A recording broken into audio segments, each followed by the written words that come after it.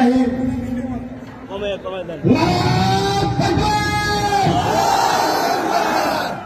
প্রিয় ভাই আমার, আজকে আপনাদের এই সরব উপস্থিতি প্রমাণ করে আপনাদের শরীর বাংলাদেশে থাকলেও এই ঘরে থাকলেও প্রাণ প্রাণ করে রয়েছে সেই ফিলিস্তিনে। আপনাদের এই উপস্থিতি আজকে এই জনসমাবেশকে জনসমুদ্রে পরিণত করেছে। আপনাদের এই উপস্থিতি দেখলে মনে হয় এই জনগণের মাটিতে এক টুকরো ফিলিস্তিন। ভাই আমার, আপনারা জানেন কিভাবে আমাদের ফিলিস্তিনে মুসলমান ভাইদের উপর গণহত্যা চলছে।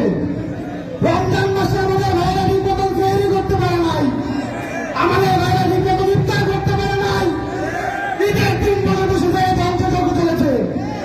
কিন্তু আফসোস, আমরা এখনো যদি তৃষ্ণা পাই তাহলে কোকা-কোলা খেয়ে তৃষ্ণা মেটাই। এখনো আমাদের রেস্টুরেন্টগুলোতে দিল্লির মতো পানি বিক্রি হয়। এমন কোন ঘর পাওয়া যাবে না যেখানে ইসরায়েলের কোন পণ্য নাই। আমরা একটা কথা স্পষ্টভাবে বলতে চাই, এই যে জনসমুদ্র তৈরি হয়েছে এটি একটি গণনায়। এই গণনায় হচ্ছে ইসরায়েলের বিপক্ষে, ফিলিস্তিনের পক্ষে।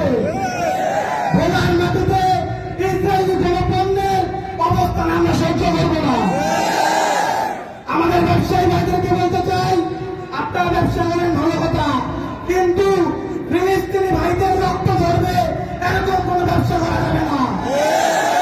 আপনারা ইসরায়েলি পণ্যগুলো হয়তো বা ইসরায়েলের দিকে পাঠান, আর না হলে এই খালের পানিতে ভাসিয়ে দেন।